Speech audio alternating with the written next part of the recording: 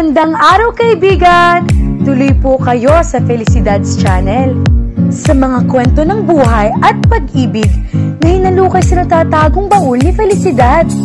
Pero bago po tayo magpatuloy, huwag niyo pong kalilimutan na i-like ang video, i-subscribe ang channel, at i-click ang notification bell para lagi kayong updated sa mga parating pa na upload.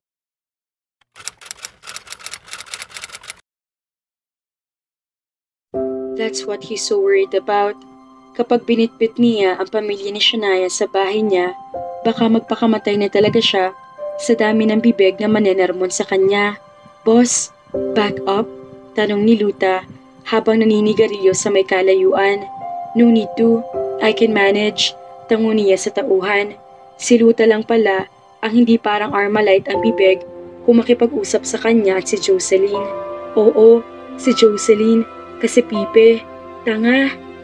Naiiling na sumakay siya sa kotse at katakot-takot na irap ang inabot niya. Walang imik na pinaandar niya ang sasakyan at inalabas sa bakuran. Kaya lang, bago man lang makalabas ng subdivision, ay parang inabot siya ng panggigigil nang maalala niya ang kapatid ni Shania na sobrang taba na taba. Ganoon din kaya maging anak niya, ka-cute? Kapag hindi ako bumili ng kuhol, baka mabungi ang baby ko. Rare pulled the car over. Walang pasintabi na yumukod siya at isinubsob ang muka sa tiyan ni Shania. Daddy will buy you snail. Bulong niya sa tiyan ng dalaga at hinalikan pa niya bago siya umupo ng maayos. Nashock si Shania sa inasal ni Rare pero hindi ito pinansin ng binata. Saan ako makakahanap ng kuhol? Hindi ka ba malalason kapag kumain ka noon? May bahid na ng pag-aalala ang tono niya. Sa tingin mo naman, papatayin kong sarili kong anak?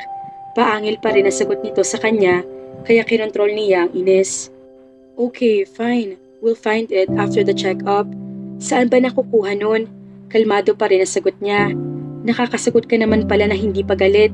Lagi ka na lang high blood. Shania pouts. I'm sorry then. He gazed at her for a while. Sa wet market? Wet market?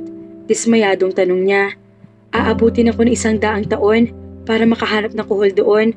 Sa bukid na lang, sagot niya, pero saang bukid naman?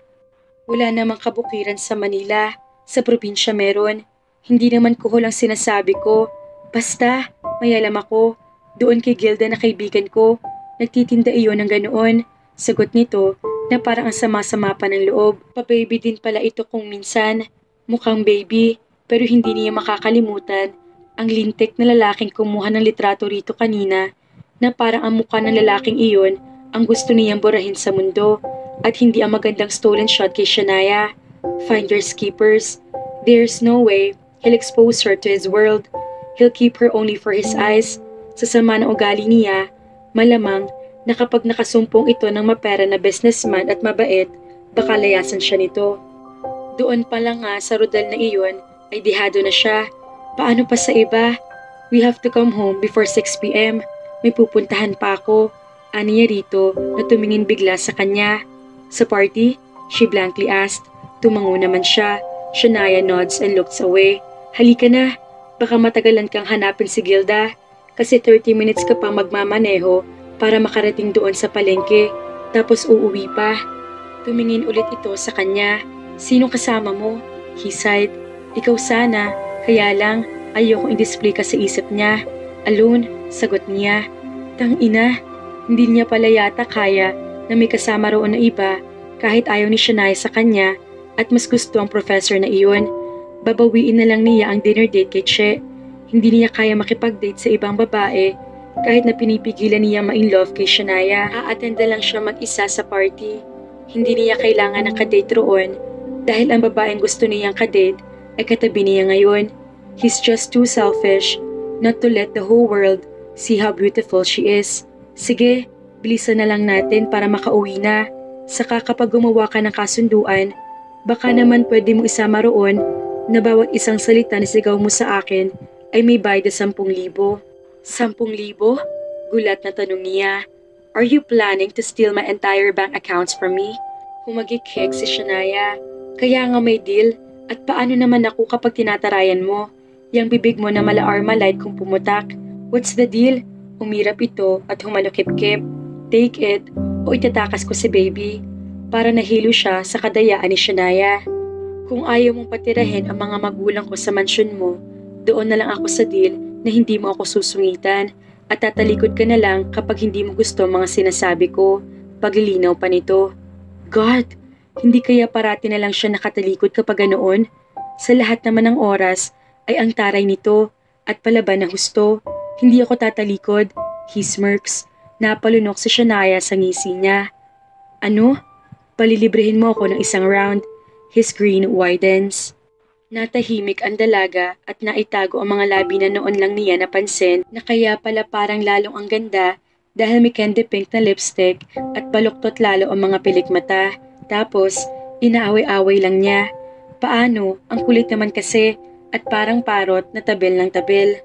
Rare lifted his brows but Shania remained silent, as if thinking of a better plan how to escape his explicit remark. Pakurap-kurap ito sa kanya na akala yata ay madadala siya sa maganda nito mga mata. Now, you've lost your tongue. E di natahimik ka. Finally, take it or take it. Tahimik na nakahabol ang tingin si Shania kay Rare nang bumaba ito sa kotse para pumasok sa palengke. Kagagaling lang nila sa OB-GYN at natuwa siya sa response ni Rare sa mga personal na tanong. Lahat nito sinalo at walang pangingimi na idineklara na ito ang ama ng batang dinadala niya at masaya siya para sa kanyang anak. Siguro nga, masamang tao si Rare sa ibang tao pero alam niya magiging isang mabuting ama ito. Hindi siya nito iniwan sa loob ng clinic at nakatanga sa monitor ng sonogram machine at walang kakurap-kurap. Nakanganga sa doktor tungkol sa lahat ng mga sinasabi at nang lumabas siya pagkatapos na gumamit ng banyo, ay nagbabasa na ito ng baby book at parang hangal na nakangiti. Marahan siyang bumaba at sumunod sa binata at gulat ito ng kalabitin niya. I told you to stay inside the car. Bulong ni Rare sa kanya. Paano na hindi siya susunod ay parang aanga-anga ang binata na patingin-tingin sa paligid na hinahakot yata ang lahat ng mga mata ng tao. Mawawala ka rito kung hindi kita sasamahan. Sa itsura mong yan, ewan ko kung kailan ka huling tumuntong sa palengke. Ganda, alimango, alok sa kanya ng isang tindero at sa pagkagulat niya ay hinawakan ni Rare ang kamay niya at iniyakap sa sarili nitong braso. Mamaya kuya, babalik ako, naman niya na may ngiti pa. I've never been in this kind of place ever since the day that I was born. At bawasan mong kakangiti mo sa tao. Ayoko may nginingitian kang iba. Napanganga siya. Ano namang masama nang umiti siya? Mag-aaway na naman ba sila dahil lang sa letseng ngiti niya? Hay nako, hindi mo maiaalis yan. Dati akong tendera rito at malamang na dito rin ang bagsak ko kapag pinauwi mo na ako. Kukuha ko ng pwesto rito. Mahal lang kasing masyado. Pangarap namin ni nanay yon at sabi ko nga, patitigilin ko na si Natsyang sa pagbebenta ng aliw at gagawin ko na lang na tindera ng mga prutas, gulay o kaya karne. Kwento naman niya habang naglalakad sila at ito naman ay paikot-ikot ang mga mata sa paligid. Then, why not buy a supermarket? Pwede ka rin doon magtinda ng prutas at gulay or meat shop perhaps. Anito na parang wala sa sarili. Para ka namang syunga. Napakamot si Shania. What's syunga? Tanga. Napatingin sa kanya si Rare at kinagat ang labi kaya humagikik siya. You're starting again? Baka gusto mong bilihin ko ang isang pwesto dito at isahan kita ngayon mismo. You're being sassy again. Hoy, wala akong sinabi na kung ano. Tinanong mo ako kung anong syunga. Natural, sinagot kita. Depensa naman niya. Hindi ka kasi nakikinig. Sabi ko nga 'di ba, mahal ang pwesto dito sa palengke at hindi namin kaya. Supermarket pa kaya ang bibilhin ko? Baka naman patay na ako sa kakatihaya ko sa harap mo. Wala pa akong pambili ng supermarket. Parang umiti ito ng kaunti. Magkano bang pwesto rito? Tumingin ito ulit sa paligid. 350,000, isang mesa lang. Tapos yung kapital hindi pa kasama. Malay mo, makaipon ako. E di bibilhin ko na para kay nanay at sa mga tiya ko. Kibit balikat niya. You can buy it. You'll have 500,000 later. You can lend 300,000 for starting capital. Tila, baliwalang sagot din ito. Paraan! Paraan!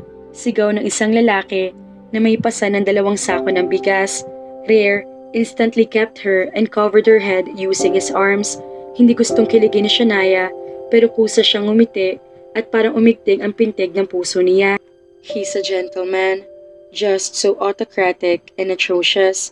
Binaliwala niya ang nararamdaman at itinuloy na lang ang pag-uusap nila nang makalagpas ang lalaking dumaan.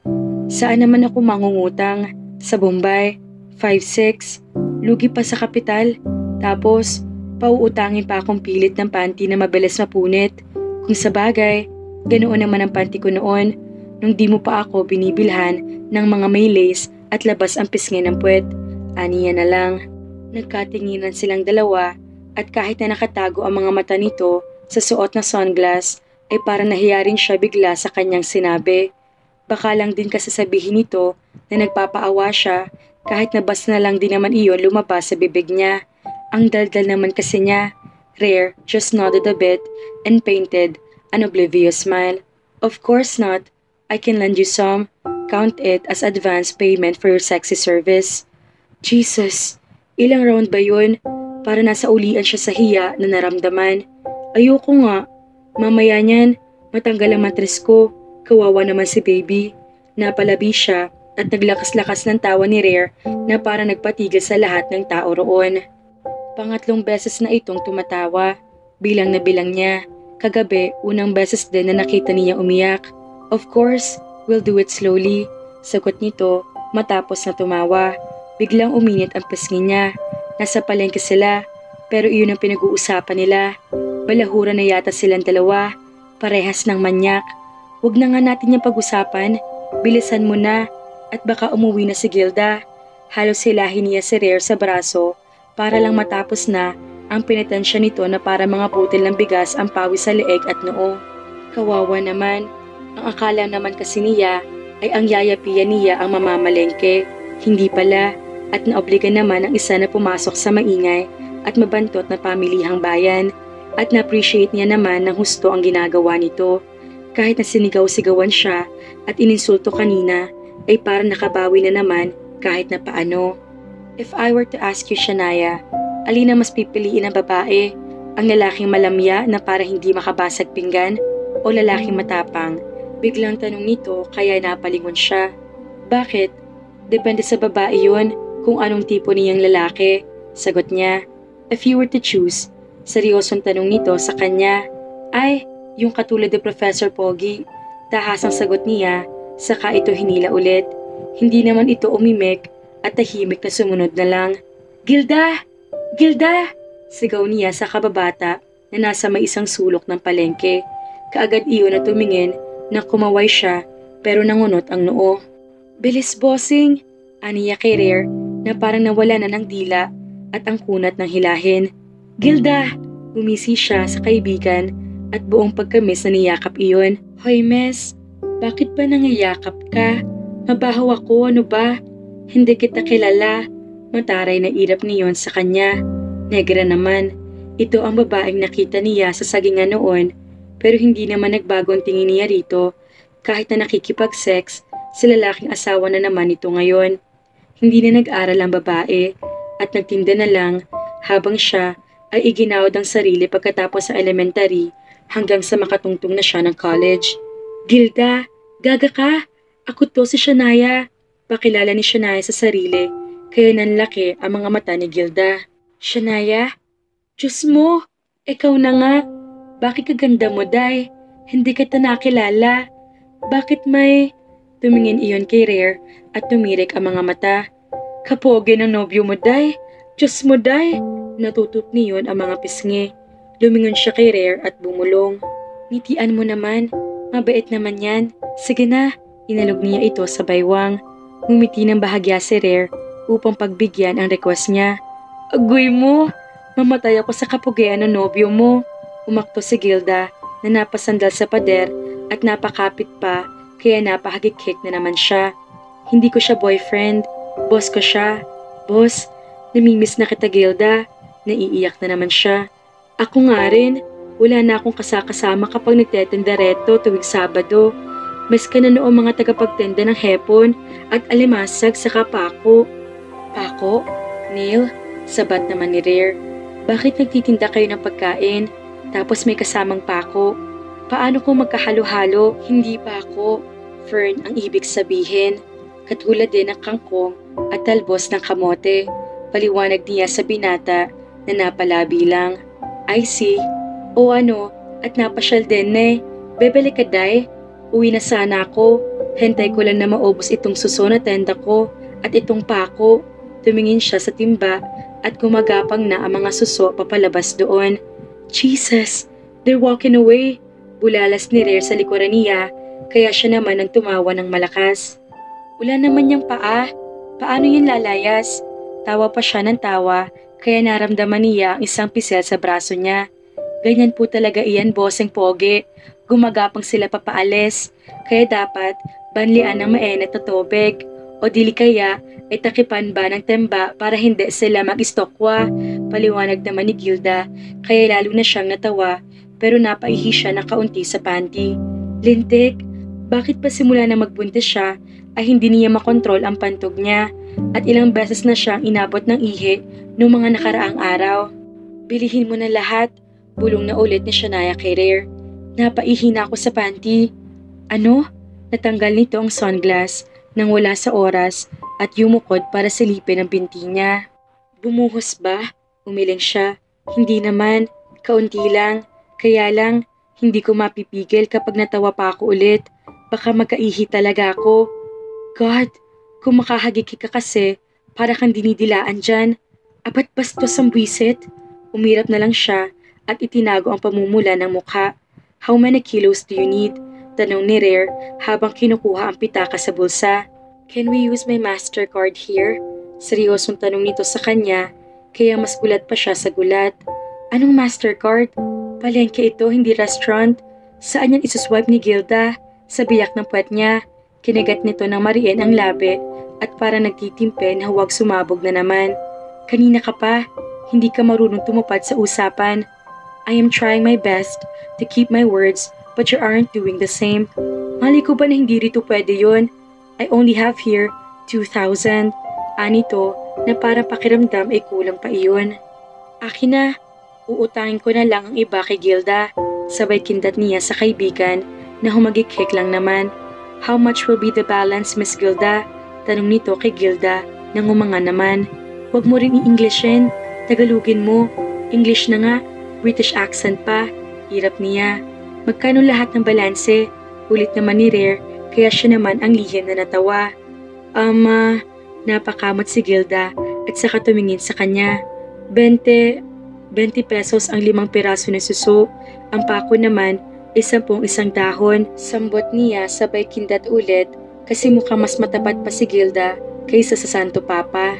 Mukhang aamin pa na 20 lang isang tabo ng suso at 10 piso lang ang isang pungkos ng pako. Gusto niya kasi magkapera si Gilda para makauwi na kaya dadayain na niya si Rare. Mayaman naman kaya okay lang. Sa kabuntis naman siya, kulang pa iyon na bayad sa pagsuka niya kanina nang magising siya. 1 dahon? Gimbal na tanong ng binata. Oy, so expensive. It's just a grass. Sige, papakainin ko na lang si baby ng Carabao grass sa bahay. Pasimpleng bulong naman niya, kaya nalukot na ng husto ang mukha nito. That means wala nang sukli? Tapos may utang pa ako? Pababalikin ko na lang kay Luta mamaya. Payag na rin ito. Bukas na, kasi uuwi na si Gilda. Ibibigay na lang daw niya ng 3,500 lahat. 3,500? Bulalas ni Gilda, kaya napakindat-kindat siya sa babae. Then I'll send 1,500 tomorrow. Tell her to put it on her list and Luta will send the payment. Yes, bossing. Saludo niya kay Rare na nailing lang naman at saka siya hinila sa baywang. Nakanganga si Gilda at para nagtataka pa pero pinitik niya ang ilong ng babae. Aray naman, angal niyo na magulat. Oh, eto, 2,000. Bukas, may 1,500 pa. At tapos, magpapadala ako ng 3,000 kay Kuya Luta.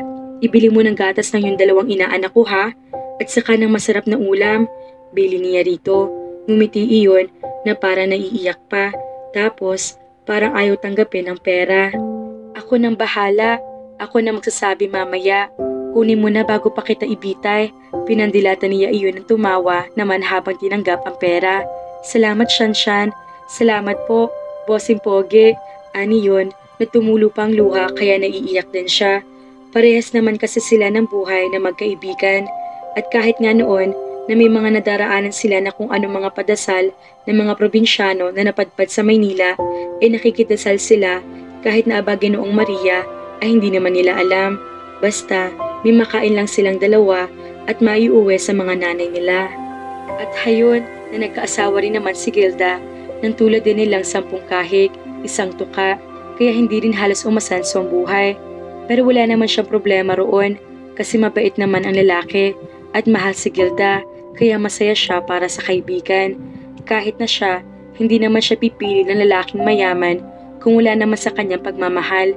Siguro sa mga praktikal na babae oo, pero sa tulad niya na naniniwala sa first love at happily ever after, hindi. Kahit mahirap pipiliin niya, basta mahal siya at igagalang. Hindi iyong mayaman na baka araw-araw niya maramdaman na mahirap siya at walang maipagmamalaki sa buhay. Pero kung mabait naman, bakit hindi rin? Ibalot mo na, uuwi na kami. Mag-ingat ka ha, sa kayo mga inaanak ko. Bilin pa niya. Oo, huwag ka mag-alala. Inaalagaan ko sila. Nag-grade 2 na nga panganay ko nitong pasukan. May maibeli na akong gamit at hindi pa naman nasweldo si Labitab ko. Anang babae, habang mabilis na inilalagay sa plastic bag ang lahat ng mga suso. Napahagikik siya. Sweet na sweet pa rin yata ang dalawang mag-asawa kahit na dalawa na ang anak. Maswerte rin naman si Gilda at ni minsan naman ay hindi niya nakita nagsisi ang kaibigan sa piniling buhay. Kung may kailangan ka, magsabi ka lang. Hindi ako makapag-reply sa text kasi busy ako pero nababasa ko naman. Kahit hindi. Oo, sige. Naintindihan ko. Mag-engat ka rin ha. Ang ganda mo na masyado, Day. Kaswerte na maging boyfriend mo. Si Propa pa rin ba ang tepo mo? Simple siyang tumango. Nagmamadali ako. Magchichismisan pa ba kayo? Masungit na tanong na naman ni Rare. Aha, pasensya po bossing. Ito na po mga susunyo. Iniabot na ni Gilda kay Rare ang isang napakalaking plastic at siya naman kinuha ang plastic ng gulay. Alis na kami Gilda. Ingat ka. Kaway niya roon na gumanti naman ang kaway. Teka, at bibili ako ng gata. Yaya has, nakapak na. Mabilis na sagot ni Rare at saka inagaw ang bitbit niyang plastic. Ayoko ng ganoon. Mas masarap yung gata ng niyog talaga. Wala na nga akong pera. Inubos mo na. Akala mo naman, hindi ko alam na niloloko mo ko. You'll pay for this woman. Tuloy na siyang tumawa. Ibig sabihin, alam nito na ginugulangan niya pero hindi na lang umimik. It means to say, talagang bigay mo na rin yun. Alam mo na niloloko kita. Nakangiting si Konia rito. Akala ko totoo, pero naisip ko na hindi ako naging abogado para lang maloko ng isang babae ng 1 piraso ng damo ay 10 piso. Dismayadong daldal nito kaya tumawa siya ng husto pero napakamit sa braso ni Rare nang mapaihi na naman siya. Lintik, papanghi siya sigurado. What? Parang bigla ito nag-alala. Umiling si Shania at ngumiti. Ang bait mo naman pala eh. Malay mo, kung parati kang ganyan, makrushan kita. As if I care, mayabang na sagot ni Rare kaya pabalya niyang itinulak ang braso nito. Diyan ka na nga at bibili ako ng gata. Irap pa niya pero nang lingunin niya ito ay nakangiti kahit mag-isa. Nabaliw na. Mga ka-felicidad, sana marami pang kilig moments. Magkaaminan na kaya ang dalawa? O parehas na magiging in denial king and queen pa rin? Kaya naman, abangan!